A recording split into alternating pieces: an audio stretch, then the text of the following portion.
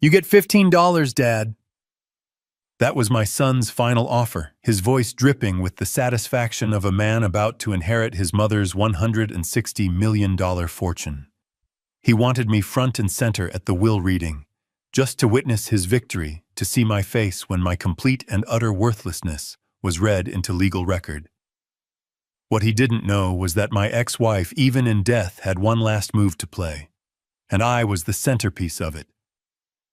Before I tell you how it all unfolded, let me know in the comments where you're listening to this story from, and be sure to like and subscribe if you believe that sometimes the quietest people have the most devastating plans.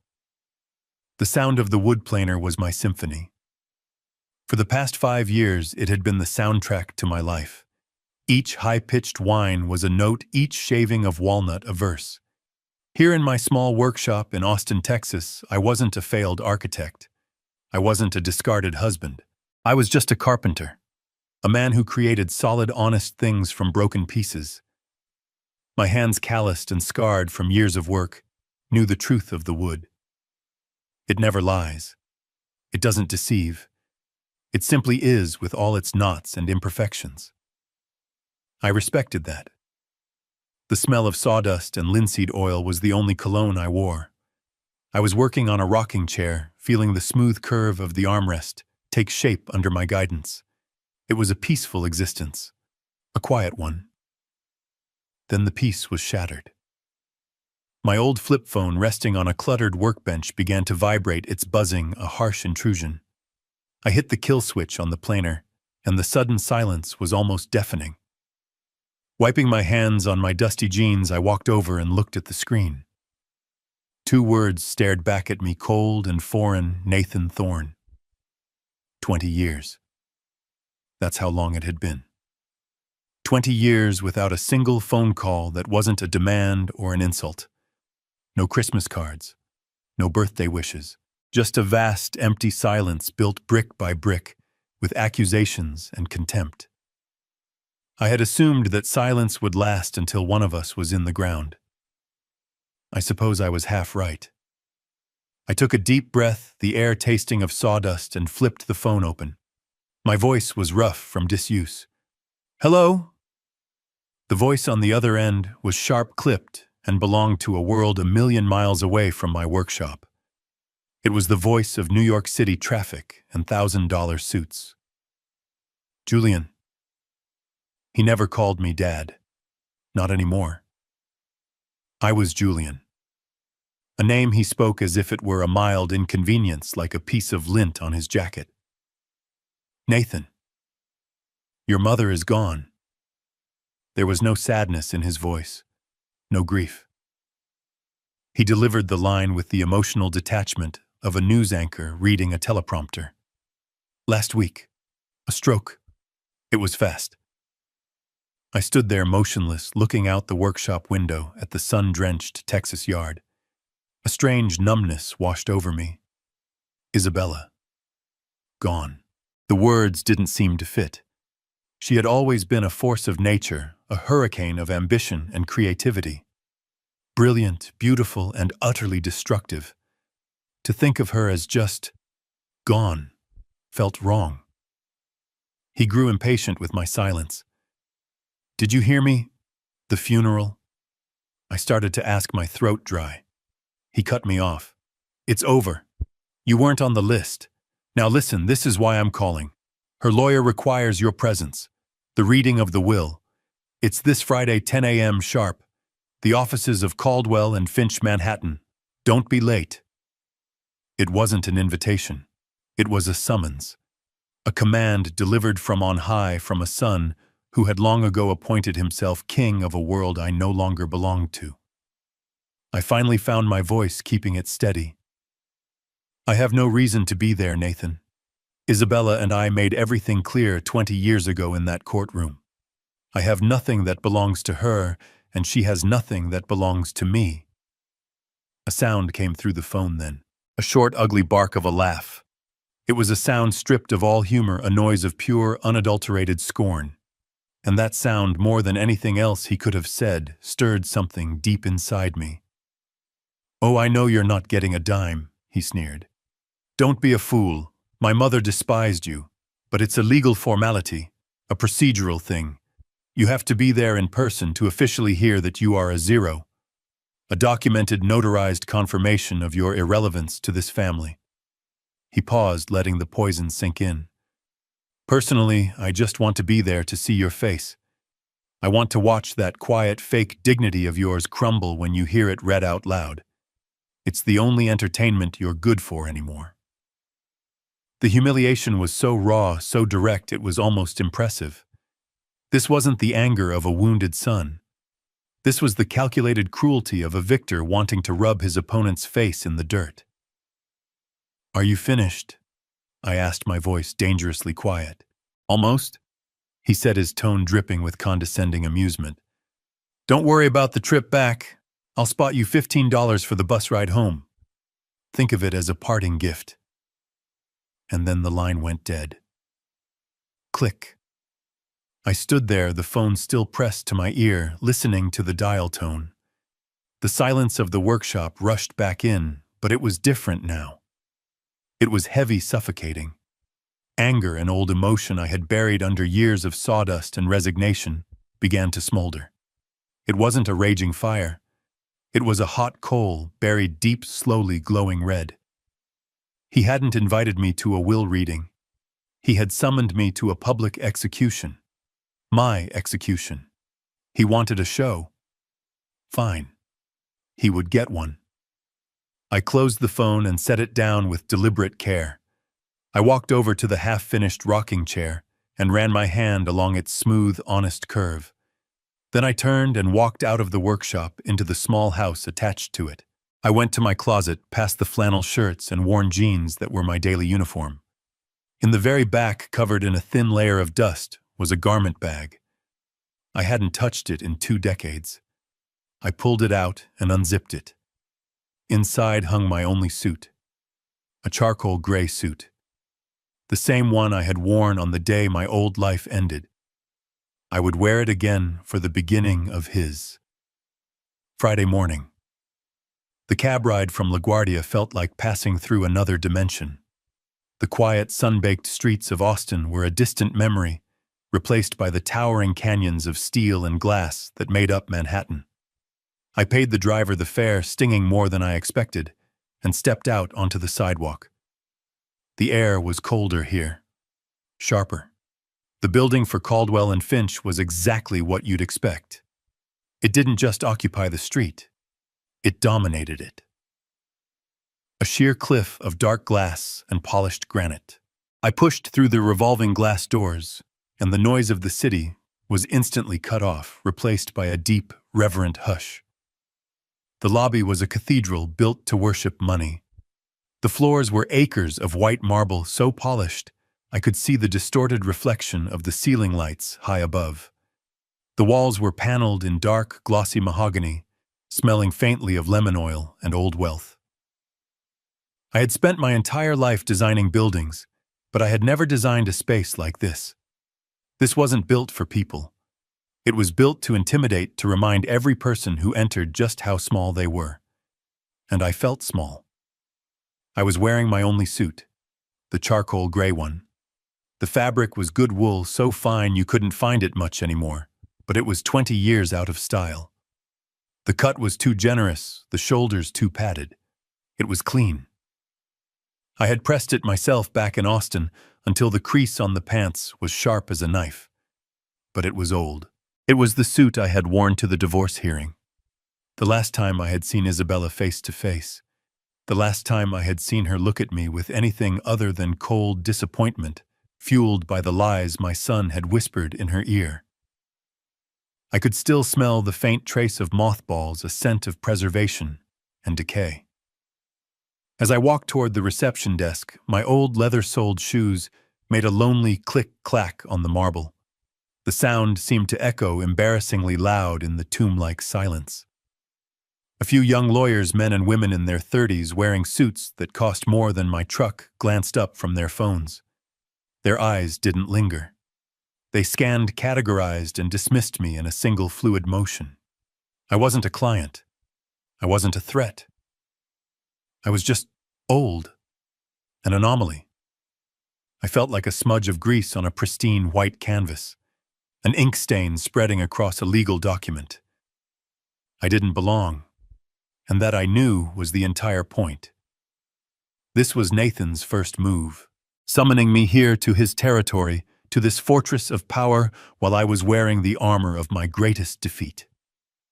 I reached the reception desk, a slab of marble that looked like it had been carved from a mountain. The woman behind it was young blonde, and wore a headset so sleek it looked like part of her. "Can I help you?" Her voice was bright, but her eyes were bored. "I'm here for a 10 o'clock meeting," I said, my voice sounding rough like unsanded wood. "The reading of Isabella Thorne's will. My name is Julian Thorne." Her eyes flickered. The name Thorne registered, but the face didn't match. She was expecting, no doubt, someone who looked like Nathan, someone who belonged. Not me. A flicker of confusion, then disdain passed over her features, before the professional mask snapped back into place. "Of course," she said, her smile not reaching her eyes. "Mr. Harrison is expecting you. Please take a seat. They will be with you shortly." She gestured toward a waiting area, a collection of low-slung black leather sofas arranged around a massive glass table. I sat down on the edge of one. The leather was cold and stiff. I clasped my hands together. My rough, calloused carpenter's hands resting on the fabric of my old suit. I looked at the abstract, expensive art on the walls. It meant nothing to me. It was just color and shape designed to fill a space. I was a ghost, a relic from a past they had all agreed to bury, and I was sitting here waiting to be told that I was officially, legally worth nothing, just as my son had promised. The anger from that phone call, the hot, simmering coal, burned a little brighter. I was not here to be humiliated. I was here to finish this. They didn't just walk into the waiting room. They made an entrance. It was Nathan, and he wasn't alone. He moved with an unearned confidence, the swagger of a man who has never been told no in his life. He wore a navy blue Tom Ford suit that probably cost more than I made in 6 months. It fit him perfectly, accentuating a physique that was maintained by personal trainers, not hard labor. His hair was slicked back. His watch was a glint of gold and steel at his wrist, and his expression was one of bored entitlement. Trailing him were his accessories. The first was a young woman, impossibly thin and startlingly beautiful in a severe, artificial way. She was squeezed into a tight designer dress and clutched a Hermès purse like it was a life raft. Her name, I would learn, was Sophia. She was engrossed in her phone, her thumb flicking endlessly across the screen. The second was a man in his 40s with a tan that was too perfect for October in New York, and teeth that were too white to be real. He had the fixed, predatory smile of a shark. This had to be Kyle, the financial advisor. They weren't a family mourning a loss. They were a pack of predators circling what they believed was their kill. Nathan strode to the reception desk, not even glancing in my direction. "Nathan Thorne," he announced, his voice echoing slightly in the large space. "Harrison is expecting me." The receptionist, who had barely looked at me, was suddenly all smiles and efficiency. "Yes, Mr. Thorne. Right away, Mr. Thorne. Please have a seat." He turned then, intending to claim one of the leather sofas, and his eyes finally landed on me. He stopped. A slow, cruel smile spread across his face. It was the smile of a cat that has just cornered a mouse. He walked over his expensive shoes, silent on the marble. His two companions followed, their curiosity piqued. "My God," he said, his voice loud enough for the entire room to hear. "You actually came." He looked me up and down, his gaze lingering on my old suit, the worn collar of my shirt. "I guess you really do need that $15. Sophia." The young woman looked up from her phone for the first time. She let out a short, high-pitched giggle, the sound like breaking glass. Kyle's shark-like smile widened. He looked me over not as a person, but as a piece of outdated furniture, something to be cleared out and thrown away. He didn't even bother to offer a hand, just a dismissive clinical assessment. Nathan gestured vaguely in my direction, addressing his two disciples. "This," he said, and the way he paused was an insult in itself, "is my father." He said the word father as if it were a dirty secret, an unfortunate biological fact he was forced to acknowledge. It was an apology. He was apologizing to them for my very existence, for my shabby suit, for my worn-out shoes, for my failure to be someone who reflected his own perceived glory. I remembered him at 10 years old. Christmas morning. I had spent weeks in my workshop back when I still had one hand crafting a detailed model of a battleship. I had been so proud of it. Nathan opened the box, looked at it for a second, and tossed it aside. "It's not a brand name," he'd whined. "I want what my friends have." Isabella, always quick to fix any problem with money, had swooped in with an expensive video game console. She had created this monster one spoiled whim at a time. This man standing before me wasn't a man at all. He was just a collection of appetites wrapped in a $10,000 suit. I didn't say anything. I just looked at him. I met his smug, arrogant gaze and held it. I didn't flinch. I didn't defend myself. My silence seemed to unnerve him more than any angry retort could have. He was expecting a reaction, begging, pleading, anger, anything to confirm his power over me. I gave him nothing. I just sat there, a ghost in a gray suit, watching the show he was so desperate to produce. His smile tightened. He wasn't having as much fun as he'd planned. He turned away from me, speaking to Kyle. "So the first thing we do is liquidate the real estate portfolio in..." He was cut off by the sound of a heavy oak door opening. A man stood in the doorway, and the entire atmosphere in the room shifted. The temperature seemed to drop 10 degrees. The show was about to begin. My son stood there, basking in the glow of his own arrogance, and my mind drifted back. Christmas morning. He was 10. The whole house smelled of pine needles and baking cinnamon. I had spent weeks in my workshop, the old one, crafting a model battleship for him by hand. It was a perfect replica of the USS Missouri. I'd carved the tiny cannons, coiled the miniature ropes, hand-painted the flag on the stern. I was so proud of it. I thought he would love it. He opened the box, looked at it for maybe 3 seconds, and then tossed it aside onto the floor.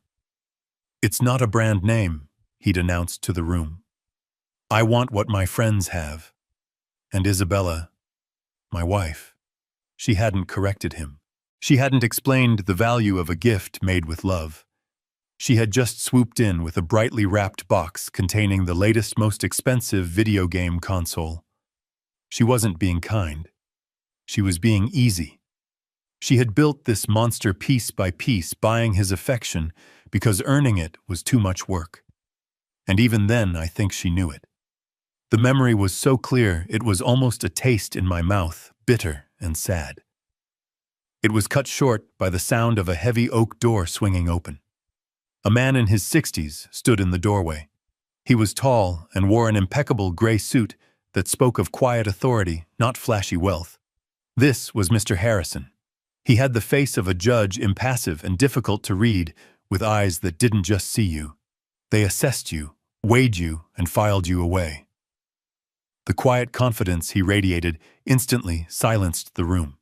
Even Nathan seemed to shrink a little. His gaze swept across the room, passing over Nathan and his entourage, as if they were part of the furniture, and then his eyes landed on me. First, he held my gaze for a moment, and I saw a flicker of something in his expression. It wasn't pity. It was something closer to understanding. He walked toward me. "Mr. Thorne," he said, his voice level and respectful. "Thank you for coming." He didn't offer a hand, but the words were a handshake in themselves. They were a simple acknowledgement of my presence, of my right to be there. Then, and only then, did he turn to my son. "Mr. Thorne," he said. The same name, but the tone was different, colder, formal, stripped of any warmth. The slight was so subtle that a lesser man might have missed it. But Nathan's entire world was built on a fragile scaffolding of status and special treatment. The fact that I, the outcast, had been acknowledged first was a direct challenge to his authority. I saw a flicker of annoyance in his eyes, a tightening of his jaw. He tried to cover it with a wave of dismissive arrogance. "Let's get this over with, Harrison." He snapped, his voice sharp with impatience. "I have a reservation at Per Se to celebrate. I don't intend to be late." Mr. Harrison's expression didn't change. He simply nodded once. "As you wish," he said, turning and holding the door to the conference room open. "This way, gentlemen." The conference room was just as cold and imposing as the lobby, but with an added layer of finality. A single massive table made of dark polished mahogany filled the center of the room. It was so reflective it looked like a dark pool of water. Floor-to-ceiling windows lined one wall, but they didn't offer a view of the sky, just a close-up sterile look at the gray skyscraper across the street. It was a room designed for executing contracts and crushing opponents. Nathan naturally took the seat at the opposite end of the table from the door, the one that clearly marked him as the new head of the family. He leaned back, spreading his arms wide, staking his claim. Sophia and Kyle sat on either side of him, like a queen and bishop protecting their king. I took a seat near the door, an afterthought. I was just there to fill the chair, a legal requirement. I placed my calloused hands on the table, a stark contrast to the perfect, unblemished wood. Mr. Harrison walked to the head of the table. He didn't sit. He placed a thick, leather-bound document on the surface with a soft, definitive thud. The air in the room seemed to get thinner. He deliberately pulled his chair out, sat down, and then with methodical slowness reached into his breast pocket and produced a pair of simple gold-rimmed reading glasses. He put them on his movements, precise, unhurried. He was in complete control. He opened the binder. The pages were thick, creamy. He cleared his throat. "This," he began, his voice filling the room, "is the last will and testament of Isabella Montoya Thorne, dated August 4th of this year. I, Isabella Montoya Thorne." Even from the grave she was making a statement. She had taken my name in marriage, but she had built her empire with hers. Montoya. A name that was a brand. A name worth, according to my son, $160 million. Harrison's voice was a monotone, a perfect instrument for legal documents. "Being of sound mind and body, I do hereby declare this to be my last will and testament, revoking all former wills and codicils heretofore made by me." Nathan sighed, a gust of impatient air, and glanced at his expensive watch. He was already bored. "First," Harrison continued, "I direct that all my just debts and funeral expenses be paid from my estate." He paused, then turned the first page. "Second, I give and bequeath the sum of $50,000 tax-free to my housekeeper, Maria Gonzalez, in gratitude for her 25 years of loyal service and her unending patience." I saw Nathan roll his eyes. He muttered something to Kyle that I couldn't hear, but the word peanuts was unmistakable. I, however, found myself smiling, just a small internal twitch of the lips. Maria. I remembered her. She had been with Isabella even before the money got truly big. A kind, quiet woman who had always had a cup of hot coffee for me in the kitchen after one of my spectacular arguments with Isabella. She had seen it all. She deserved every penny. It was a flicker of the woman I once knew. Isabella could be generous. She just chose her moments. Third, Harrison read on, his voice unwavering, I give and bequeath the sum of $100,000 to the Monarch Butterfly Preservation Fund. This time it was Sophia who reacted. She let out a little disbelieving scoff. Butterflies, she whispered to Nathan loud enough for me to hear. Is she serious? I felt a sudden sharp pang in my chest. Not sadness. Something more complicated. Nostalgia. Before Nathan was born, before Montoya Designs was an empire, Isabella and I had driven an old Jeep down to Mexico. We had slept in cheap motels and hiked for miles into the mountains to see the monarch sanctuaries. I remembered her standing in a clearing, the air thick with millions of orange and black wings, her face tilted up to the sky, tears streaming down her cheeks. "It's the most beautiful thing I've ever seen, Julian," she had whispered. "It's like all the souls in the world flying home." She had remembered. Even after all the bitterness, all the lawyers, all the silent years, she had remembered that day. This wasn't just a bequest. It was a message. Fourth, I give and bequeath the sum of $25,000 to my driver, Miguel Rodriguez, for his excellent service and for never once commenting on the colorful guests my son brought to my home. Nathan sat bolt upright. "What the hell does that mean?" Kyle put a hand on his arm. "It's nothing, Nathan. Just a little joke. It means nothing." But Nathan was getting visibly agitated. This wasn't going according to his script. He was supposed to be the star, and the opening act was getting too much attention. He began to tap his fingers on the mahogany table. A sharp, impatient tap, tap, tap that echoed in the quiet room. Harrison ignored him and continued. "Fifth, I give and bequeath my collection of first edition modernist poetry to the New York Public Library." Tap, tap, tap. With the exception of one volume, a 1922 copy of T.S. Eliot's The Waste Land, which I leave to... Nathan slammed his hand flat on the table. The sound was like a gunshot. "Harrison, for God's sake," he boomed. "Can we skip the charity donations and the servants' tips? My time is valuable. I have a reservation. Just get to the main event. The real estate, the portfolio, the money. Just get to the part where it all goes to me." The room fell into a heavy, suffocating silence. Mr. Harrison stopped reading. He did not look startled. He did not look angry. He simply stopped. Very slowly, he raised his head, his eyes still behind the reading glasses. Then, with a deliberation that was more threatening than any shout, he took the glasses off. He folded them. He placed them on the table, and he stared at my son. His gaze was flat, cold, and utterly unimpressed. It was the look of a man who had dealt with spoiled children his entire life and was in this final moment done with it. "Mr. Thorne," Harrison said, and his voice had dropped, losing its monotone, becoming a precise, sharp instrument. "This is not a negotiation. It is not a business meeting. It is the legal proclamation of a deceased woman's final wishes. I will read every single word in this document exactly as your mother wrote it. And you will sit there and you will listen. Is that clear?" Nathan's face flushed a dark, ugly red. He had been challenged. He had been dressed down like a child. He opened his mouth, then closed it. He looked at Kyle, who subtly shook his head. He was trapped. Harrison held his gaze for one beat longer, then satisfied, he put his glasses back on. He picked up the document. He deliberately flattened the page, took a small, composed sip of water from a glass beside him, and cleared his throat. He had made my son wait. He had re-established control. "Very well," Harrison said, his voice returning to the neutral monotone. "Let us continue.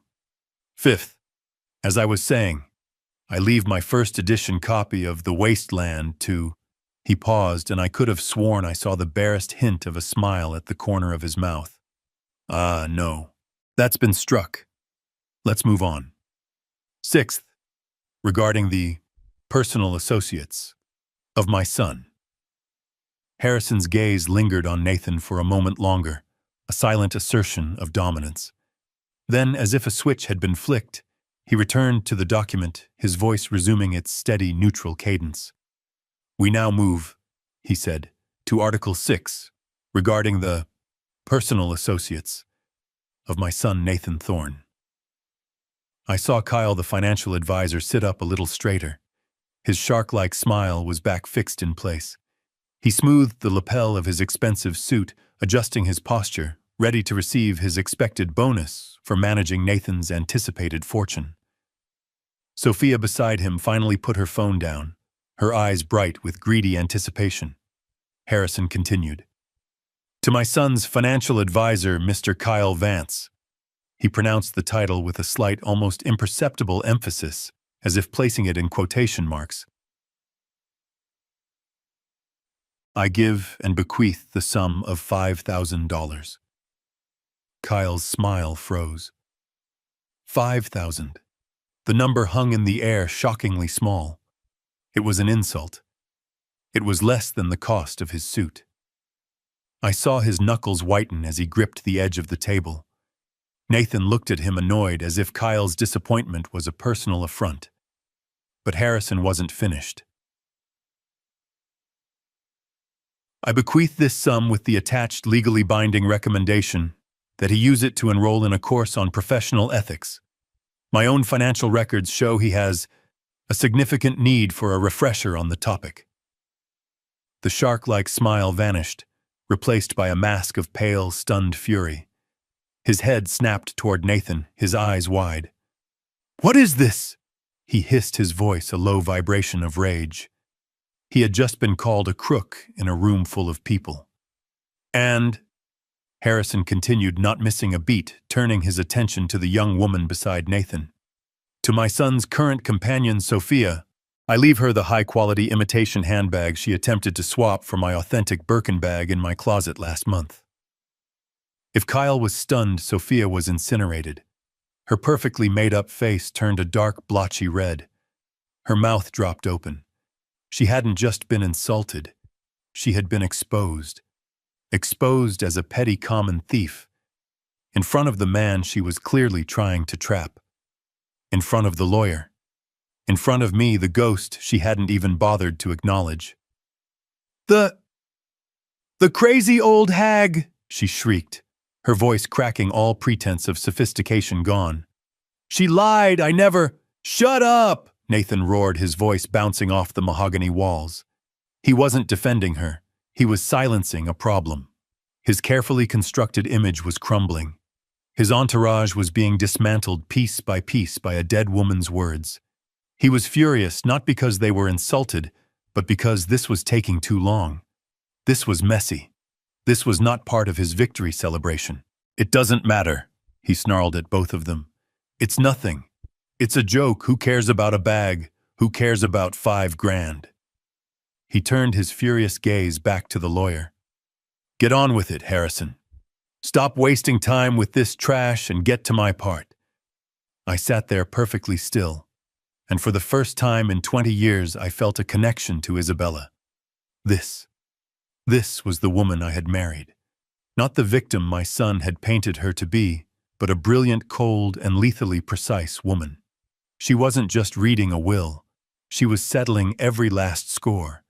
She was burning down the peripheral parts of Nathan's life, isolating him, leaving him with nothing but his own greed. She was in her own way clearing the table before the main course. Mr. Harrison, completely unbothered by the outburst, simply waited for the shouting to subside. He looked at Nathan, his expression unreadable. As I have already stated, Mr. Thorne, I will read every word. Now, if I may continue.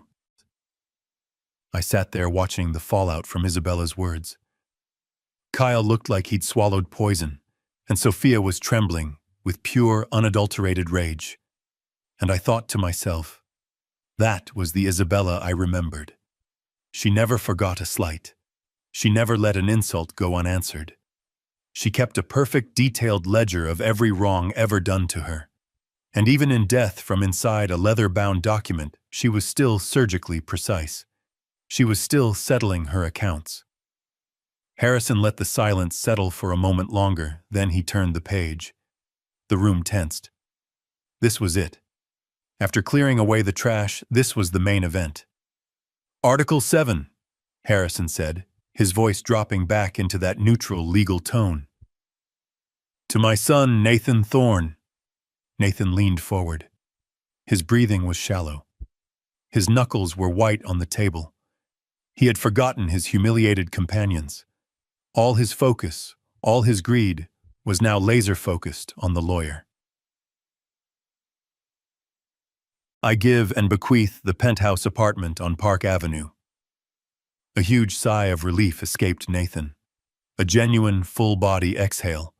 The color returned to his face. He smirked, shooting a triumphant look first at Kyle, then at me. The penthouse. The crown jewel. It was his. And, Harrison continued, my complete collection of Patek Philippe watches. Nathan's smirk widened into a grin. He laughed a short, sharp bark. Yes, yes, now we're talking. He looked at me, his eyes gleaming. Hear that, old man? The Pateks. All of them. Harrison raised a single finger, stopping Nathan's celebration cold. However, he said, and the word hung in the air like a blade, the watch collection is stored in a secure safe located within the penthouse. The single key to that safe. Harrison paused. He looked down at the document, then looked up, his eyes finding mine across the long expanse of the mahogany table.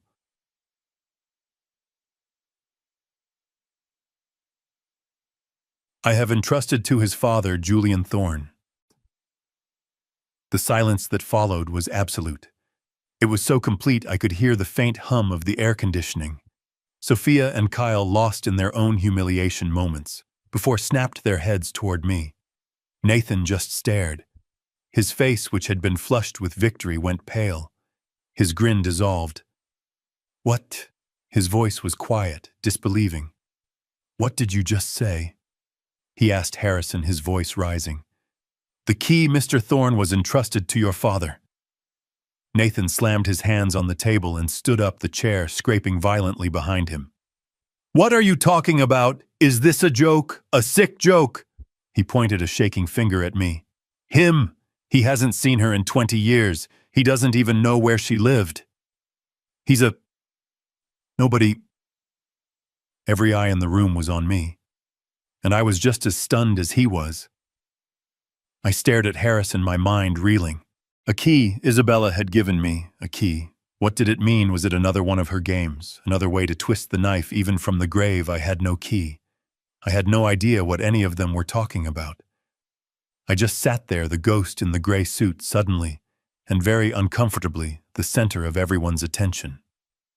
My son was screaming. His face was a mask of disbelief and rage. But I wasn't really in that cold mahogany room anymore. As Mr. Harrison shuffled the papers, the sound of the thick, creamy stock sliding against itself seemed to pull me back through 20 years of anger and silence to a different kind of crisis. I wasn't in New York. I was in our old house in Connecticut.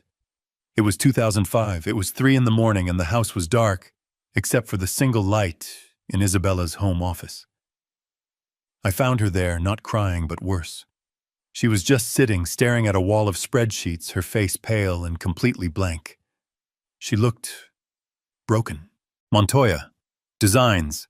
The company that was her life, her passion, her entire identity was bleeding out. It was on the verge of total catastrophic collapse. She had overextended, pouring millions into a luxury resort project in the Caribbean. She had trusted the wrong partners. The entire deal was built on a foundation of bad permits and shifting sand. And now it had all fallen apart. The banks were calling in their loans. Her investors were threatening to sue her into oblivion. She was facing not just bankruptcy, but disgrace. I remember sitting down next to her in that dark office, the computer screen casting ghostly shadows on her face. It's over, Julian, she had whispered, her voice hollow. Everything I've built. It's all gone. They're going to take the house. They're going to take everything. She wasn't just afraid of being poor. We had been poor before when we started. She was terrified of being a failure, of being seen as a fool. Her entire world was built on her reputation as a brilliant, infallible businesswoman. And now that reputation was about to be publicly executed. She looked at me, her eyes, usually so full of fire and ambition, were just empty. They're talking about criminal negligence, she'd said, the words barely audible. They're saying I misled them. I looked at the woman who was my wife, the mother of my son, the brilliant, infuriating, passionate woman I had loved, and I knew in that moment that she was drowning, and she was about to pull all of us down with her. The memory from 2005 solidified, sharp and agonizing. Isabella sitting in her office, utterly broken. She didn't just look broken. She was broken. For a week, our house was a tomb. The phones rang off the hook, calls from angry bankers and betrayed investors. Isabella just let them ring. She stopped eating. She stopped sleeping. She would just sit in her office, staring at the company's financials on her computer screen, watching the numbers bleed into a sea of red. She was paralyzed. She was drowning. And then, about a week into this living nightmare, a hand reached out. It didn't come from a bank. It didn't come from a friend or a trusted colleague. It came from an encrypted email routed through a server in the United Arab Emirates. It was an offer for a meeting. A private equity group I had never heard of, based in Dubai. They said they had been following Montoya Designs for some time. They saw potential. Isabella was too far gone to go, too paranoid to even speak on the phone. She was a ghost. She begged me to go. I was still her husband, her partner in life, even if I wasn't her partner in business. I was the architect. I understood the construction side of her empire better than anyone. So I went. I met them in a sterile, soulless conference room at a hotel near JFK Airport. There were 3 of them. They were not bankers. They were young, impeccably dressed in dark, identical suits, and they had the dead, cold eyes of men who had seen too much. They were polite. Too polite. It was the kind of politeness that feels more threatening than a direct insult. They laid out the terms on the table. It was on the surface a miracle. It was breathtakingly simple. They would inject $100 million into Montoya Designs, effective immediately. Enough to stabilize the Caribbean project. Enough to pay off the angriest bankers. Enough to silence the lawsuits that were threatening criminal charges. It was a total rescue. I sat there stunned. In return, I asked, my voice cautious, "What do you want in return?" The lead negotiator, a man with a faint British accent, just slid a thin leather-bound folder across the table. "We are investors, Mr. Thorne. We simply want to invest in future projects. We believe in the Montoya brand. We want to help you build." I brought that folder home. It felt heavy, like it was made of lead. Isabella, desperate for any shred of hope, tore it open. For the first 10 minutes, she was ecstatic. She was laughing, crying, holding the pages to her chest. "We're saved, Julian, we're saved." But I was reading the fine print. I was an architect. I spent my entire life reading contracts. I spent my life looking at blueprints. And this wasn't a bailout. It was a blueprint for a crime. "Isabella," I said, my voice quiet, cutting through her celebration. "Look at this. The projected costs." I pointed to the addendum. The appendix. The part they hoped we wouldn't read. It detailed the future projects they wanted to fund.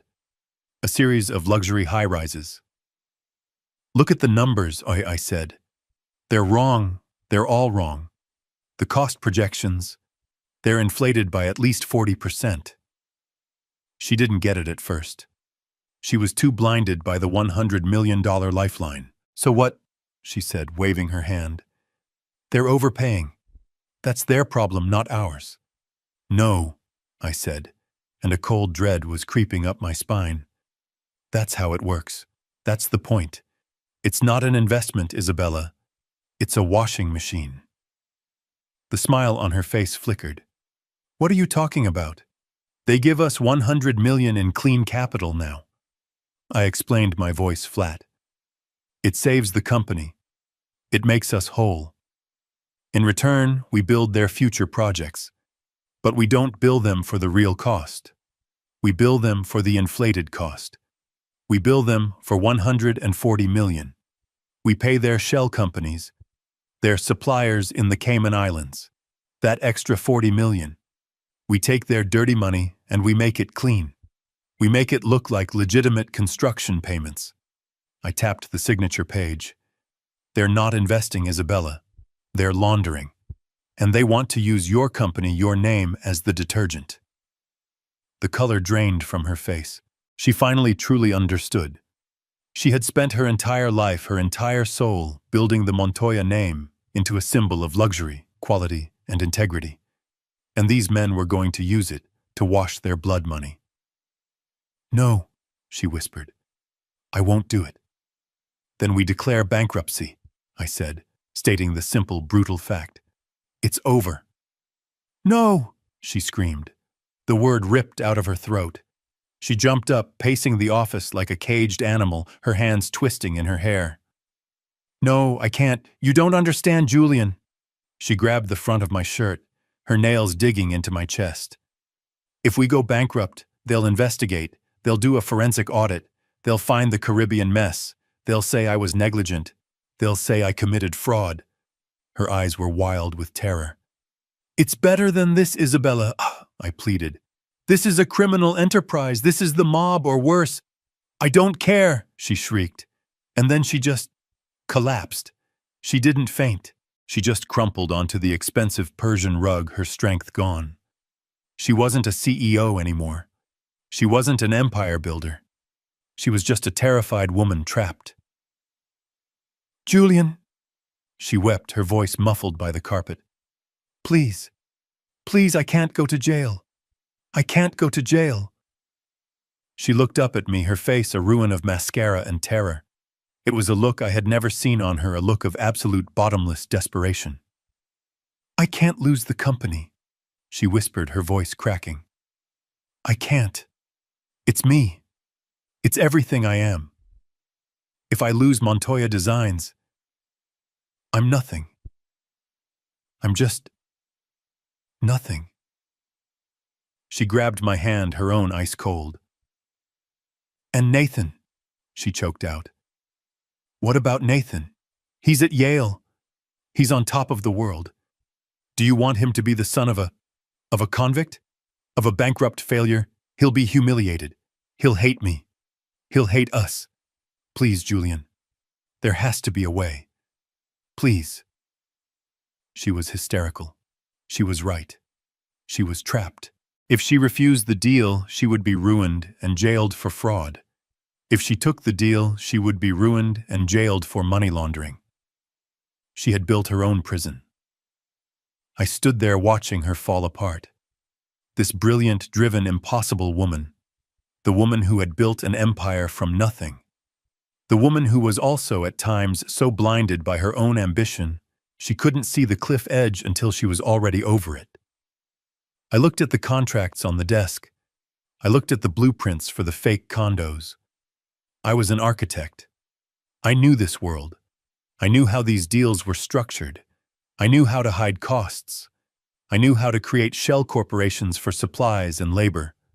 I knew how to build the legal firewalls, how to compartmentalize a project so the dirt wouldn't spread. I could see a path. A single, terrible, dangerous path. A way to do what they wanted. But to keep her name, her signature, her public face, clean. She begged again. "Julian, please, what are we going to do?" I looked at her, the woman I had loved, the mother of my son, and I made the choice. The one. The choice that would define the rest of my life. The choice that would save her company and in doing so would destroy me. I reached down and pulled her to her feet. I held her by the shoulders. "Stop," I said. My voice was calm. It was the preternatural calm of a man who has just accepted his fate. "Stop crying. Go to your room. Go to bed." She looked at me, her eyes wide and confused. "What? You are going to have no part in this," I said, my voice firm. "You will not sign these papers. You will not take these meetings. You will not be on these emails. You will focus on designing. You will focus on saving the public face of the company. You will do what you do best." A tiny, desperate flicker of hope sparked in her tear-filled eyes. "But the deal. The money, the contracts." I turned from her and walked to the desk. I picked up the heavy leather-bound folder. I looked at the signature page, the one meant for her, the president and CEO of Montoya Designs. "Let me handle this," I said. I became a ghost. While Isabella went back to being the face of Montoya Designs, attending galas and approving fabric swatches. I moved into the shadows. I became the intermediary. I was the one who flew to Zurich, to Dubai, to Grand Cayman. I was the one who sat in sterile hotel rooms negotiating payment schedules with men who had no last names.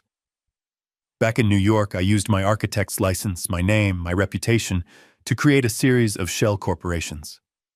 Thorn Construction, Thorn Project Management, Thorn Architectural Supply. I built a labyrinth of legal entities, a complex firewall designed for one purpose: to stop the dirt from ever reaching Isabella. The $100 million bailout came through. Montoya Designs was saved. The bankers were paid. The lawsuits vanished. Isabella was celebrated in the financial pages as a genius who had weathered the storm. And then the second part of the deal began. The laundering. I was the one who signed the inflated construction contracts. I was the one who approved the wire transfers to anonymous accounts. I was the one who personally oversaw the creation of fraudulent invoices, certifying that millions of dollars of Italian marble or German steel had been delivered to sites when in fact nothing had arrived but a bank receipt. I was good at it, terrifyingly good. My architect's mind, so used to building solid real structures, was just as adept at building hollow fake ones. For 2 years I lived a double life. I was a respected architect by day and a high-stakes money launderer by night. I saved her company. I saved her name. I saved her from prison. But you can't move that much dirty money without someone noticing. The FBI didn't come for Isabella. They didn't even know she was involved. They came for me. They had been tracking the Dubai group for years. They saw the money flow into my shell companies. They saw the inflated contracts. They saw the fraudulent invoices. They saw my name, my signature, my architect's seal of approval on documents that were pure fiction. They didn't kick the door in. It was quiet.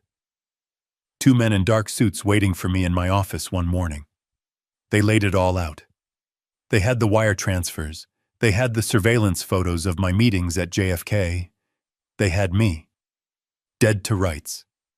They offered me a deal. "Tell us who you're working for," the lead agent said. "Give us the organization. Give us the people in Dubai. Give us the real beneficiary of this scheme." I looked at the file on the table. My name was on every page. Isabella's was nowhere. I had done my job too well. I had a choice. I could give them Isabella.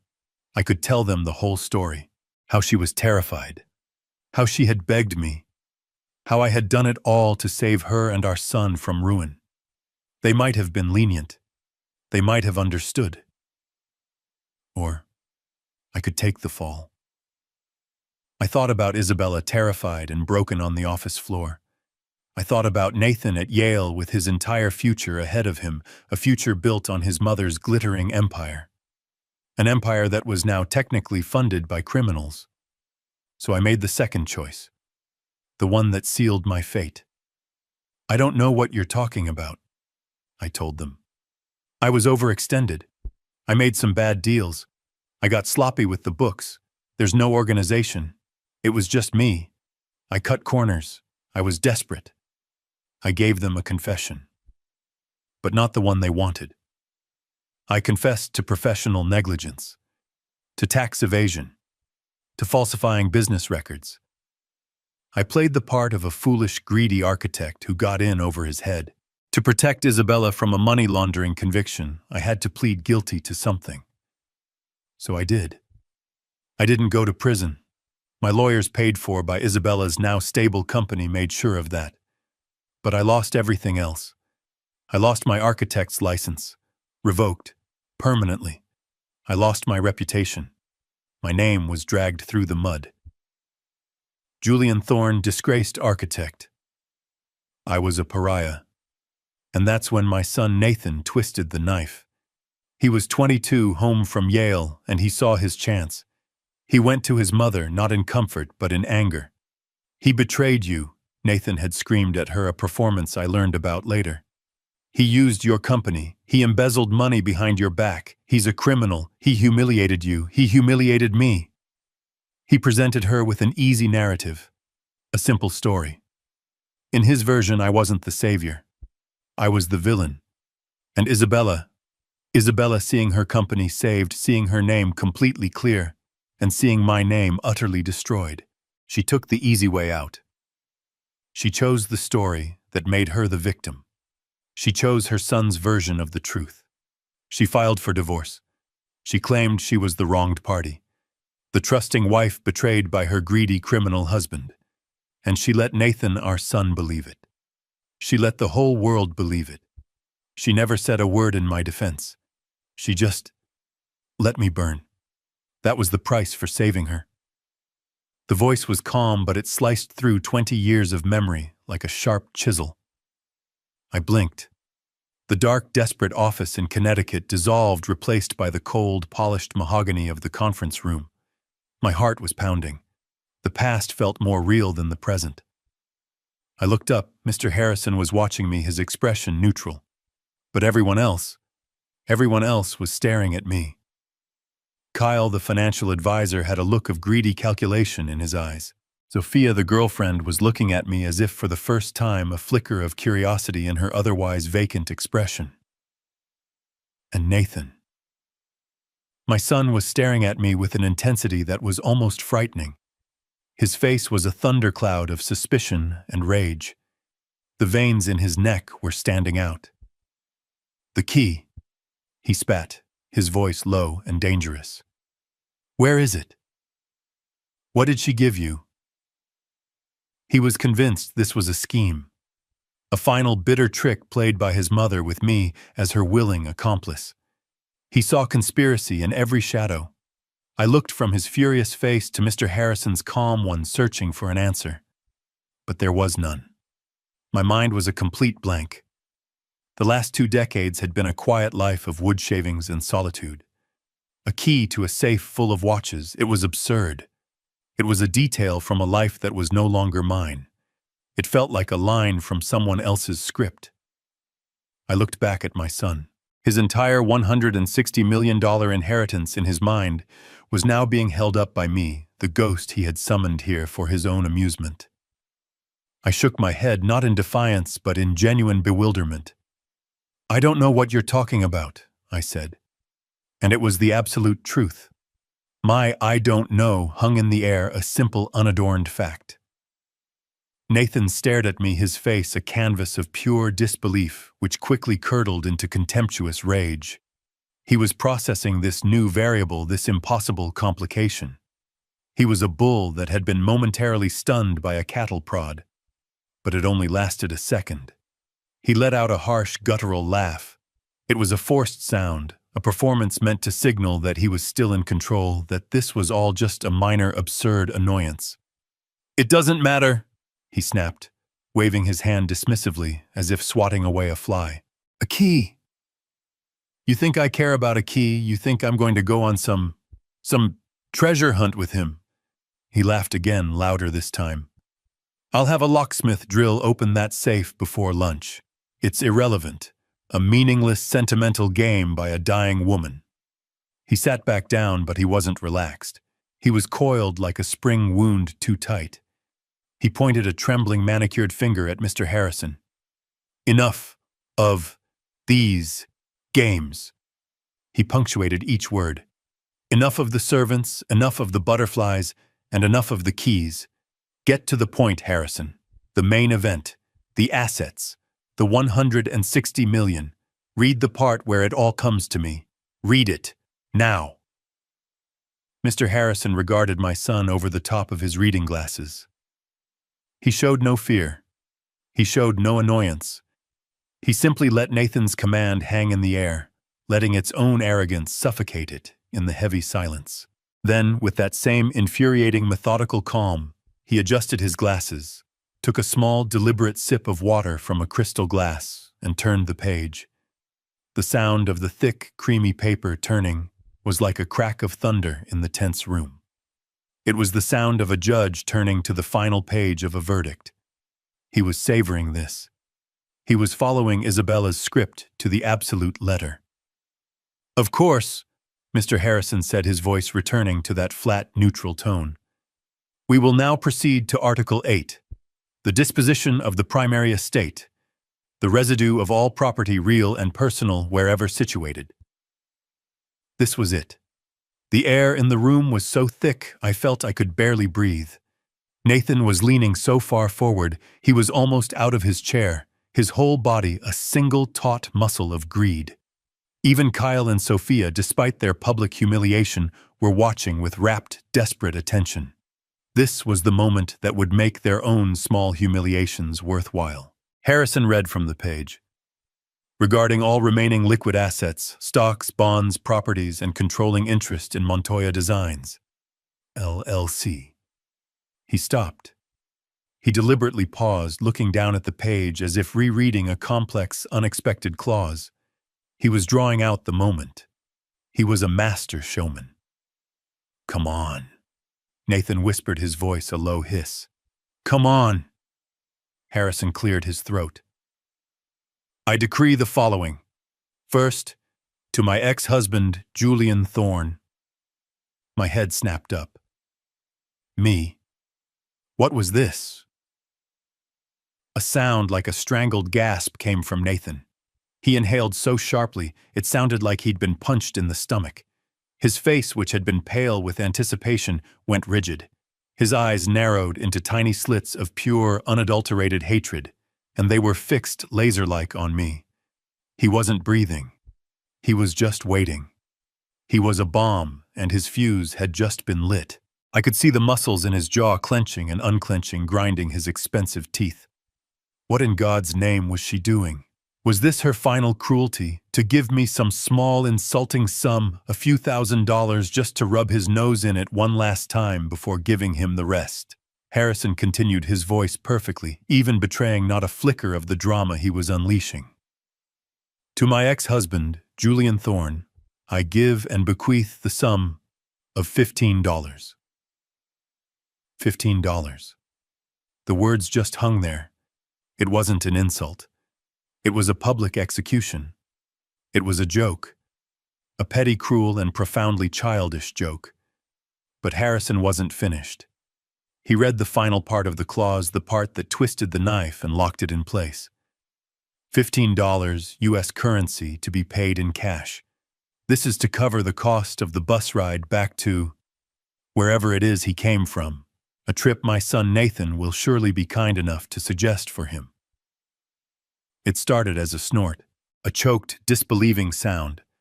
Then the dam of his self-control didn't just break, it evaporated.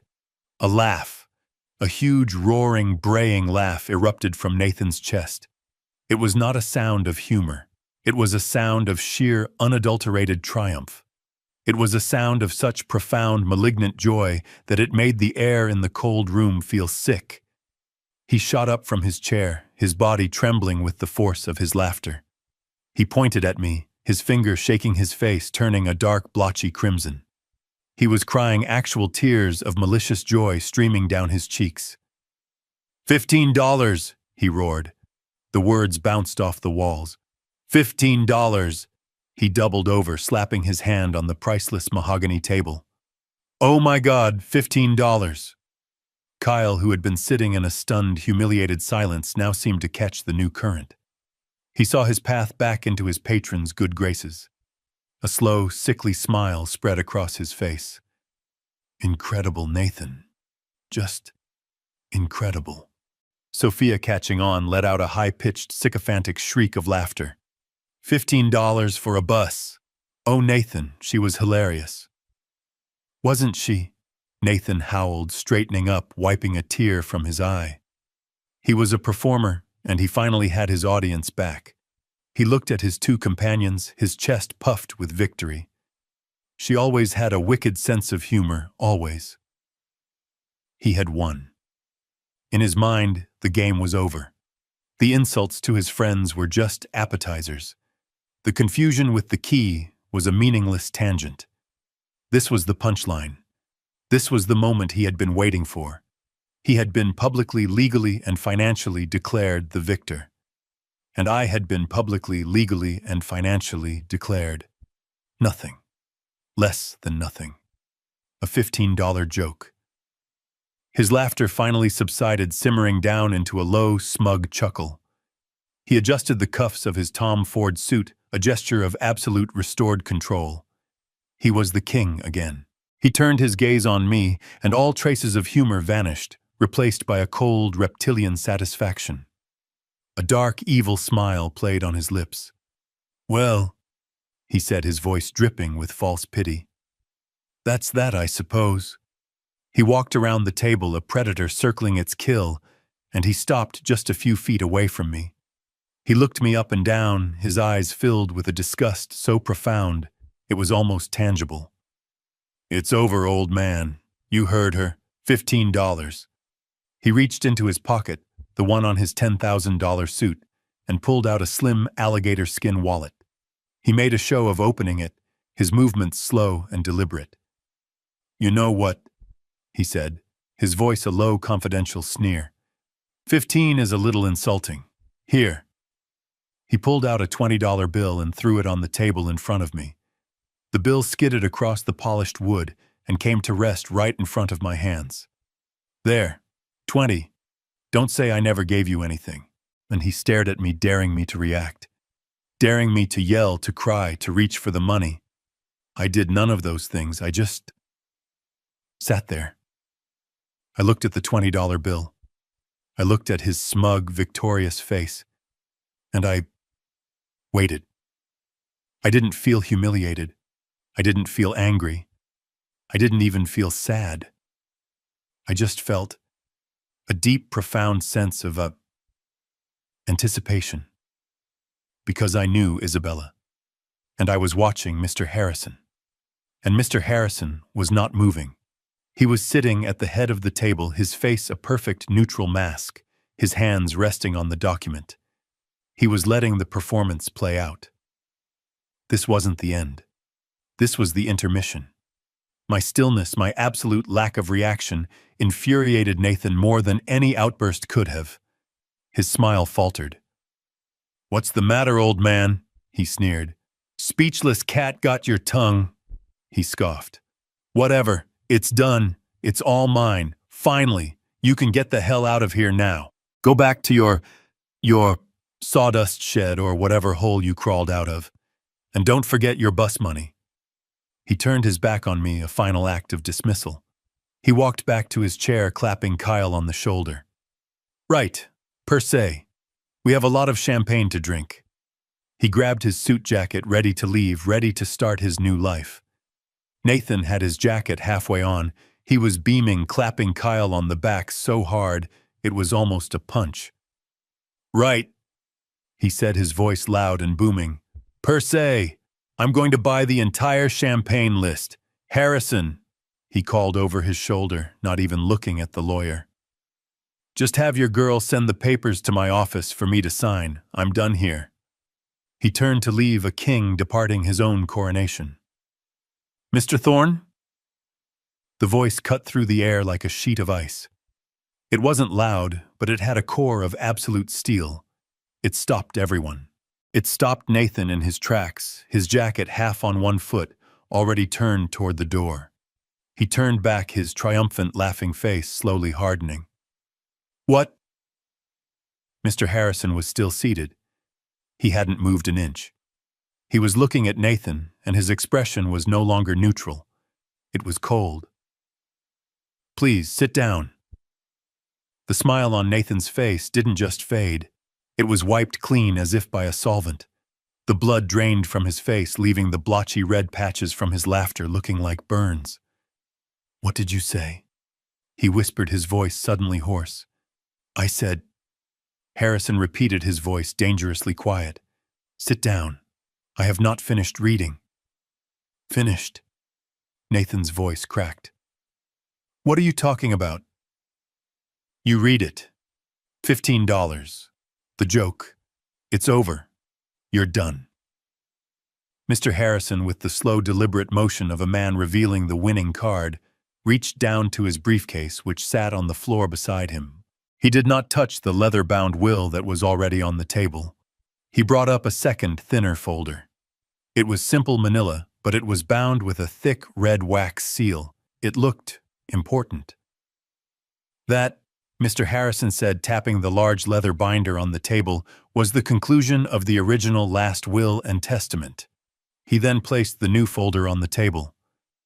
"This," he said, his voice dropping, "is a codicil, a legally binding addendum." He looked directly at Nathan, his eyes unblinking. "It was signed, witnessed, and notarized 3 weeks ago, 1 week before your mother's stroke." He paused, letting the weight of those words sink in. "And its primary clause," he said, his eyes flicking to me for just a fraction of a second, "explicitly states that it supersedes and replaces all previous articles pertaining to the disposition of the primary estate." Nathan didn't just sit down. He collapsed back into his chair, his body moving like a puppet whose strings had been cut. His face was a mask of waxy white shock. The triumphant blotchy red was gone. He looked small. Kyle and Sophia were completely frozen. They looked at the new red-sealed document on the table as if it were a bomb. Mr. Harrison broke the seal with a small, sharp knife. He unfolded the single sheet of paper inside, which was attached to several other thicker documents. He put his reading glasses back on. "This," he said, and his voice was no longer neutral, "is a letter from your mother, addressed to you, Nathan, but with the legal instruction that it be read aloud here today in the presence of all parties, and its contents form the basis of the new Article 8. He began to read, and it was no longer his voice. The words were pure, uncut Isabella. "To my son, Nathan." Harrison paused, then continued. "I am writing this because I am finally done with being a coward. For 20 years I have let you believe a lie that I created, a lie that I nurtured, a lie that I allowed to destroy a good man, your father." "What?" Nathan whispered. It was a dry, rasping sound. "The story you grew up with," Harrison read, "the story of your criminal scheming father who betrayed me and embezzled from the company, is a complete fabrication, the opposite of the truth." "No!" Nathan's voice was a sudden, strangled shriek. He lunged halfway across the table, his eyes wild. "She was sick. She was senile. That's not her. This is a fake. He pointed at me. "He got to her. He manipulated her. This is a scam." He turned to his lawyer, Kyle, his eyes pleading. "Kyle, tell him, this is inadmissible. She wasn't competent. We'll contest this. We'll tear this apart." Mr. Harrison, looking profoundly bored, held up a hand to stop the tirade. He slowly lifted one of the other documents that had been in the sealed folder. "On that subject," Harrison said, his voice cutting through Nathan's panic, "attached to this codicil is a full 40-page psychiatric and cognitive evaluation of your mother conducted by a panel of 3 independent, board-certified neurologists and psychiatrists. It was performed at her request 72 hours before this document was signed. I will summarize their findings for you." He looked directly at Nathan, his eyes like ice. "In their expert, unanimous, and legally binding opinion, your mother was, and I quote, entirely lucid, in full command of her faculties, and possessed of a mental acuity that was in fact superior to 99% of individuals in her age group." He dropped the report onto the table with a heavy thud. "She was not, Mr. Thorne, insane. She was, as she states here, finally done. Now, if I may continue." Nathan sank back, his mouth open, making small gulping sounds. He was out of moves. He was out of air. Harrison returned to Isabella's letter. His voice once again became the vessel for her confession.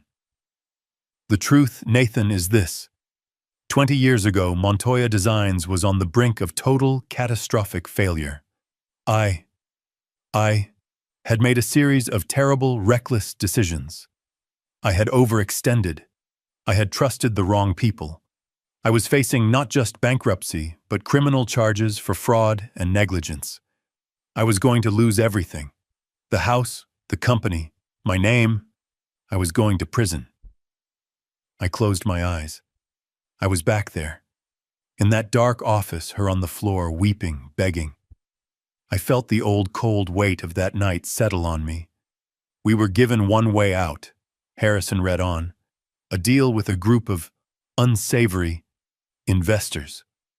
A deal that would save the company, but would require us to launder their money through its operations. I was trapped. If I said no, I went to prison for fraud. If I said yes, I would eventually go to prison for money laundering. I was a coward. I collapsed. I was ready to let the entire world burn. And then, your father stepped in. I heard a small choked sound from my left. It was Nathan. He was shaking his head, his hands over his ears, as if he could block the words. Your father, the man you have spent 20 years calling a criminal, made a choice. To protect me. To protect you. He took the deal. He put his own name, his own career, his own license on the line. He created the shell companies. He took the darkroom meetings. He handled the wire transfers. He did the dirty work, so that my name, the Montoya name, could remain clean. Harrison's voice was relentless. He funneled all the risk to himself. He built a legal firewall around me, around the company, and he stood in the fire. And when the FBI finally came, they came for him.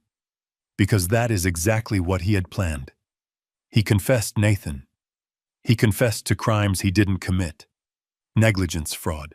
To cover up the real crime, the money laundering that I was responsible for. He lost his license. He lost his reputation. He lost his entire career. He did it. To save me. To save the company that you now so arrogantly claim as your own. And what did I do? Harrison read, his voice dropping. What did I do as my reward for this sacrifice? I listened to you. I listened to your poison. You told me he was a criminal. You told me he had humiliated us. And I, in my shame and in my cowardice, I agreed. I let that be the story. I divorced him. I abandoned him. I let you, our son, treat him like trash. Because I was terrified that if you ever knew the truth, you would look at me with the same contempt you had for him. I was a coward, Nathan, and I let you become this greedy, arrogant, empty shell of a man who mocks the very person who sacrificed everything so you could have this life. The $160 million fortune you were so eager to claim, it exists for one reason and one reason only. It exists because your father, Julian Thorne, saved it. The silence in the room was absolute. It was a vacuum, heavy and suffocating. Harrison's voice reading Isabella's final words was the only thing that existed. He was no longer just a lawyer. He was the vessel for a confession that was rewriting 20 years of history in real time. Nathan was completely still. He wasn't shaking his head anymore. He wasn't covering his ears. He was just staring. Staring at the polished, empty surface of the table, his face a mask of waxy, corpse-like white. He looked like a man who had been told the world was ending, and he was the only one who hadn't known. Harrison continued, his voice steady, relentless. Your father, he read, is not a criminal. He is not a failure. He is a hero.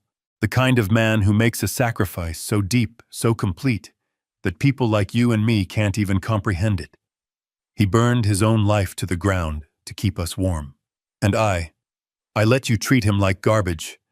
I encouraged you to treat him like garbage.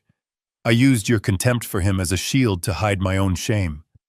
Every time you mocked him, every time you called him a washed-up old man, it was one more stone on the wall I built to protect myself from the truth. The truth that I was the weak one, that I was the failure, that I was the one who had betrayed this family. My hands were shaking. I clasped them together on the table, my knuckles white. I could feel the hot sting of tears behind my eyes, a feeling I hadn't experienced in decades. It wasn't sadness. It was validation. A terrible, painful, 20 years too late validation. Harrison's voice pushed on each word, a hammer blow dismantling the entire foundation of my son's life. This $160 million fortune, he read.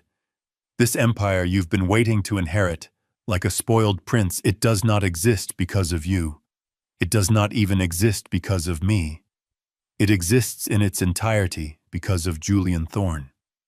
You, Nathan, Isabella's words were now a direct, brutal assault. Have never worked a real day in your life. You have never built anything. You have never sacrificed anything. You are just a parasite, a creature of appetite. You have done nothing but spend money that you didn't earn, all while sitting in judgment of the one man who actually earned it for you. You are a consumer living off the scraps of his honor. The words landed. I saw them land. Nathan made a sound. It was a small, broken animal noise, a sound from deep in his chest. No, he whispered to the table. No, she didn't. She's loved me. No. He wasn't defiant anymore. He wasn't angry. He was just hollow. The entire narrative of his life, his brilliant, infallible mother, his criminal, worthless father, his own status as the rightful heir had been utterly, completely, and irrevocably incinerated in the space of 5 minutes. He slowly, mechanically slumped down in his chair. He didn't just sit back. He crumpled. His $10,000 suit, his armor of arrogance, suddenly looked 2 sizes too big for him. He looked like a child. A lost, broken, and terrified child. No, he whispered again, his voice cracking. It's a lie. She wouldn't. Harrison looked up from the page, his eyes cold. She did, Mr. Thorne, and she had it all notarized. He turned the page. And now, the conclusion. The room was no longer just a conference room. It was a courtroom. It was a confessional. It was a tomb. And now it was a stage for the final act. Nathan was a hollow shell slumped in his expensive suit. He was staring at the table, but I knew he wasn't seeing the polished wood. He was seeing the entire 20-year-long lie of his life, now exposed in the harsh fluorescent light. Kyle and Sophia were frozen, their own petty ambitions rendered completely irrelevant. They were just collateral damage in a war they never even knew was being fought. Mr. Harrison's voice, which had carried the weight of Isabella's confession, now shifted. It became harder, more formal. This was the judgment. This was the final legal and binding word. He turned the last page of the codicil. Your mother's letter, he said, looking directly at Nathan, serves as the legal and moral preamble to this, the final binding article of her last will and testament. It supersedes all that came before it. This is Article 8, the final disposition. He cleared his throat. He began to read. Therefore, he read Isabella's final words. Having stated the unvarnished truth, and in an effort to correct insofar as money is able a betrayal that can never be undone. He paused. His eyes scanned the room, making sure he had the absolute, undivided attention of every soul present. He did. The silence was so complete I could hear the tiny mechanical whir of the clock on the wall. I hereby decree, as my final wish and binding testament, he continued, his voice steady, all of my property, real and personal, wherever situated, all of my stocks, bonds, and liquid assets, my art collection, my private holdings, and most importantly, my entire unencumbered 100% controlling interest in Montoya Designs, LLC, and all its subsidiaries, an estate with a current estimated value of $160 million. He read the list of assets like a judge reading a death sentence. It wasn't a prize. It was a weight, an empire, an impossible burden. Nathan didn't move. He didn't breathe. He was a statue of a man, his skin the color of ash. All of this, Harrison read, I give, devise, and bequeath. He stopped. He stopped and he looked up. He didn't look at Nathan. He didn't look at Kyle or Sophia. His eyes, clear and steady behind his glasses, moved across the long, polished table. And they found me. He held my gaze. In that 1 second of silence, my entire life seemed to hang in the balance. My workshop, my sawdust, my quiet, solitary peace. I wasn't thinking about money. I wasn't thinking about victory. I was thinking, what has she done? What final, terrible, complicated game was this? I was still reeling from the confession, from the validation that had been stolen from me for 2 decades. The money, the empire, was a complication I couldn't even process. It was a different language. Mr. Harrison looked back down at the page. I give, devise, and bequeath to my ex-husband, Julian Thorne. The words didn't land. They just hung in the air. Julian Thorne. Me. The man in the 20-year-old suit. The man who had been summoned here for a public execution. I heard a sound. A small, wet, gasping sound. It was Nathan. But I couldn't look at him. I couldn't move. It felt as if the roof of the building had been removed, and the entire crushing weight of the New York City sky was pressing down on my shoulders. $160 million. Montoya Designs. It wasn't a gift. It was a life sentence. It was a chain. It was her way of pulling me back from my quiet obscurity, back into the world of glass and steel and contracts and lies that I had run from. I could feel my heart pounding a slow, heavy drumbeat in my chest. Thump, thump, thump. Mr. Harrison, bless him, didn't let the moment hang. He didn't let anyone react. He knew that the next words were the most important. He knew the money was just a tool. The reason was the payload. He continued reading, his voice firm, projecting into the stunned, dead silence of the room.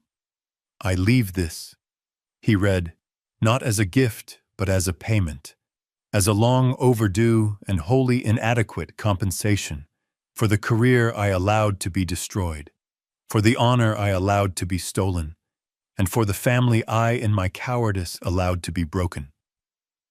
And that was when it hit me. It wasn't about the money. It was never about the money. It was about the reason.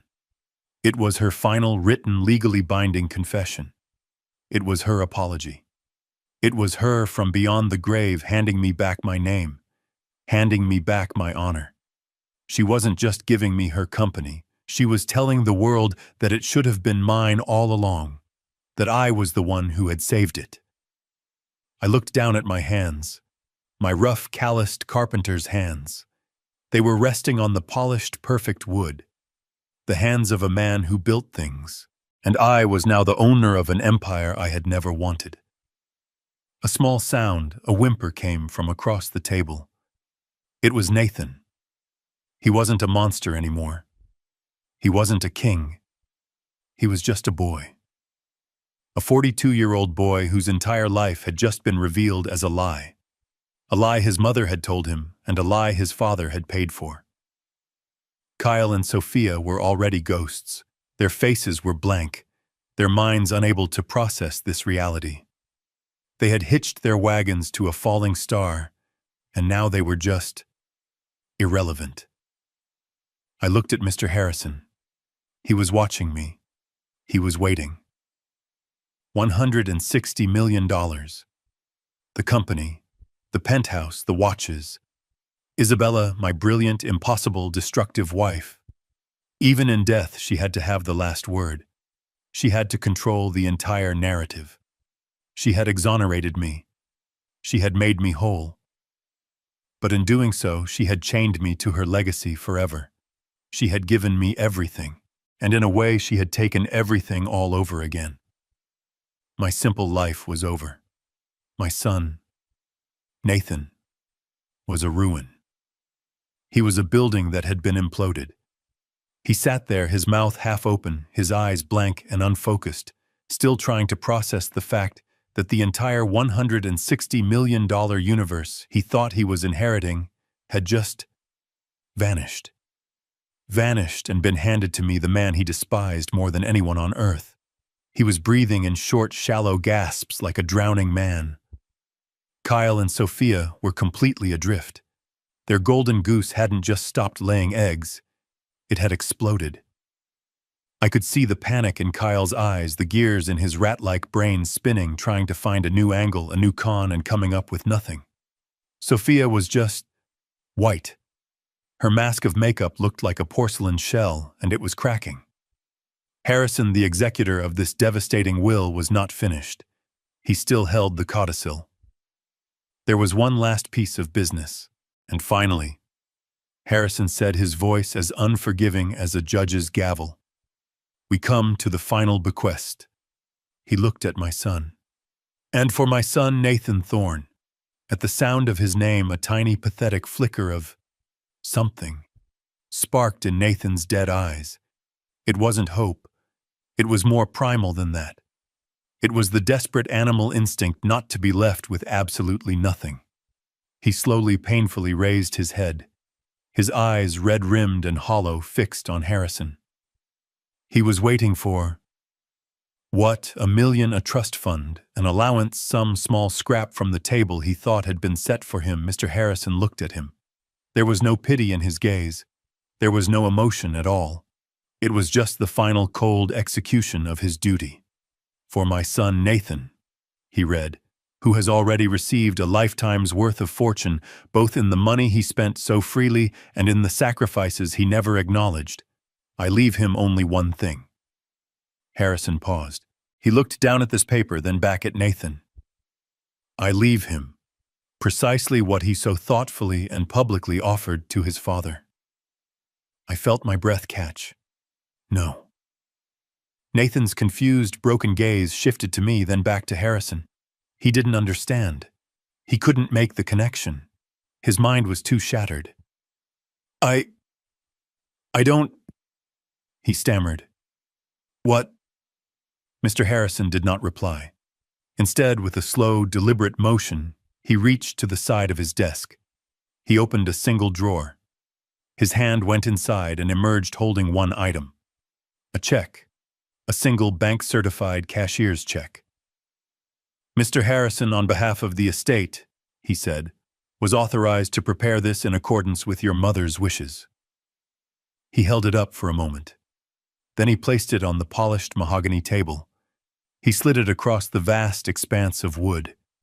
It skidded, making a small whispering sound, and came to a stop directly in front of Nathan. $15, Harrison said. His voice was flat. Final. "Your inheritance, Mr. Thorne, as your mother specified, for your bus fare." Kyle, the shark, the financial advisor, said nothing. He didn't make a sound. He just stood up. Quietly, smoothly, he pushed his chair in. He didn't look at Nathan. He didn't look at me. He just evaporated. He gathered his own briefcase and walked quickly and silently out of the conference room. He was gone. Sophia, on the other hand, was not silent. She looked at the check. She looked at Nathan's broken, pathetic face, and her expression, which had been one of shock, curdled into something else. It was pure, unadulterated disgust. The revulsion of a predator for a mate who had suddenly become weak. The man she had attached herself to, the source of the Birkin bags and the Park Avenue life, was nothing. He was a $15 man. "You," she hissed, her voice low and full of venom. "You're pathetic." She stood up, grabbed her own expensive purse, the real one, and without a single look back, she too walked out of the room. So the click-clack of her high heels on the marble floor outside was the only sound. And then there were three. The check. The $15 check. It sat on the polished wood, a final brutal monument to my son's arrogance. Nathan stared at it. His breathing, which had been shallow and gasping, just stopped. For a full 5 seconds, he was completely motionless. He was a statue of ruin. I could see the tiny muscles in his cheek twitching, the only sign of life. And then he exploded. It wasn't a word. It was a scream. A primal guttural roar of such pure, undiluted rage that it felt like a physical blow. It was the sound of a man who had not just lost everything, but who had just realized in one horrifying instant that he was nothing. No! His arms flew out, sweeping the table. Glasses, notepads, the heavy water carafe. Everything went flying. The crystal shattered against the mahogany wall. "I'll sue you!" he shrieked, his voice cracking, spittle flying from his lips. He wasn't talking to Harrison.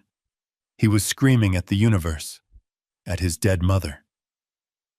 "I'll sue all of you. She was crazy. She was senile. I'll prove it. I'll burn it all to the ground." He spun, his movements jerky and uncoordinated, his eyes wild and bloodshot. And then his gaze landed on me. All of his rage, all of his humiliation, all of his pain focused into one single burning point of hatred. "You!" he bellowed. "This was you! You did this! You got to her! You manipulated her! You! Thief!" And with that he lunged. He didn't just walk, he launched himself across the room, his chair crashing to the floor behind him. He wasn't a businessman anymore. He was just an animal, blind with fury. His hands were curled into claws, and he was coming right for my throat. I didn't even have time to stand. I just braced myself. But Harrison was faster. His hand, which had been resting calmly on the desk, moved with lightning speed to a small black intercom button. He pressed it. Once. Before Nathan could even get halfway around the massive table, the conference room doors burst open. Not one, but 2 security guards filled the doorway. These were not the mall cop types. These were men who were built like refrigerators, professionals in dark suits with earpieces, the kind of men who protect billionaires and presidents. Nathan, blinded by his own rage, didn't even see them until they had him. One guard grabbed his left arm, the other grabbed his right. They spun him around, his $1,000 suit jacket ripping at the seam, and pinned his arms behind his back with brutal, practiced efficiency. "Get your hands off me!" he screamed, his voice a pathetic mix of fury and panic. He struggled, thrashing against their grip, but it was like a fly struggling against steel.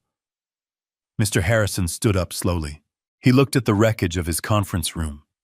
He looked at the struggling, weeping, screaming man held captive by his security. He didn't raise his voice. He didn't have to. "Remove him," he said, his voice flat and cold. "You can't do this to me," Nathan shrieked as they began to drag him backward out of the room. "I am Nathan Thorne. I own this building. I'll have your jobs. I'll... And Mr. Thorne," Harrison added, his voice cutting through the tantrum. Nathan froze, his head twisting around, his eyes still wild. Harrison pointed to the small white check still sitting innocently on the table. "Don't forget your inheritance." That broke him. The last shred of his sanity snapped. He began to curse. He cursed Harrison. He cursed his mother. But most of all, he cursed me. "I'll kill you, old man! Do you hear me? I'll kill you!" He was still screaming, still fighting, as they dragged him out into the hallway and toward the elevators, his expensive shoes scuffing pathetically on the marble floor. The heavy oak doors swung shut, and he was gone. The heavy oak doors clicked shut. The silence that rushed in to fill the vacuum of Nathan's rage was profound. It was a thick, heavy quiet broken only by the sound of my own breathing and the distant muffled wail of a siren in the city far below. The adrenaline that had been holding me upright, the shock of the last hour, all of it drained away at once. I felt tired. Tired in a way that went bone deep. 20 years of exhaustion seemed to land on me all at once. I slumped in my chair, the old wool of my suit suddenly feeling heavy as armor. There were only 2 of us left. Me, the man who now owned everything, and Mr. Harrison, the man who had delivered the verdict. I looked at the chaos. The overturned chair, the shattered glass, the $20 bill that Nathan had thrown at me still sitting on the table next to the $15 check. I looked at Harrison. He was calmly straightening the documents, his face once again a neutral mask, as if a Category 5 hurricane hadn't just torn through his office. Only one question remained, the one loose thread. "The key," I said, my voice hoarse. "The watches. Why did she do that? Why involve me in that? It was cruel." Mr. Harrison stopped shuffling his papers. He looked up at me, and for the first time that day, a genuine human smile touched the corners of his mouth. It was a small, sad, knowing smile. "Mr. Thorne," he said, his voice softening, "that was your wife's final test for her son. A test. He failed spectacularly. She wanted to see if he would even for a moment be willing to humble himself and ask you for something, to see if there was any part of him left that could be redeemed." He shook his head. "And it was a message. For you." He reached into his breast pocket, the one he had taken his glasses from. He pulled out something small. It wasn't the thick leather binder or the sealed codicil. It was a key. A single old-fashioned small brass key. A house key. He slid it across the table. It made a small metallic tink as it stopped near my hand. "That," he said, "is the key she left for you. It was never about the watches. That part was just theater. A way to set the stage." I stared at the small, simple object. "Then, what is this for?"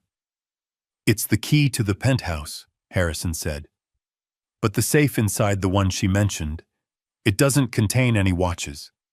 Nathan will have it drilled open, and he will find nothing but empty velvet boxes. Another final joke, I suppose." "So what's in it?" I asked, my voice barely a whisper. "What is this key really for?" Harrison leaned forward. "There is another safe, Mr. Thorne. A wall safe, hidden behind a painting in her private study. This is the key to that safe." He paused, letting the weight of his next words land. "In it," he said, "is the original evidence. Everything. The complete unredacted 2005 file. All the original wire transfers. All the shell company documents you signed. And most importantly, all the emails and letters she sent you, begging you to do it."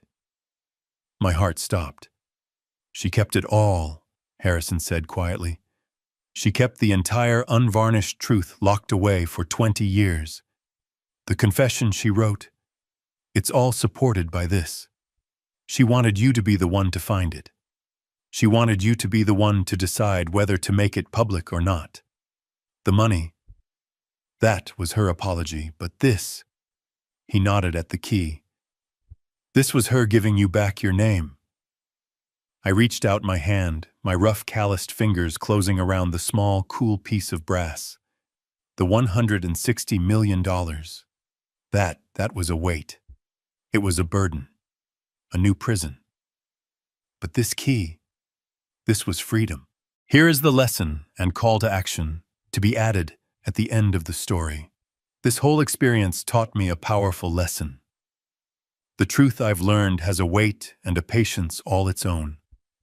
For 20 years, a lie poisoned an entire family, turning a son against the father who had secretly saved him. But a lie built on silence and shame cannot last forever.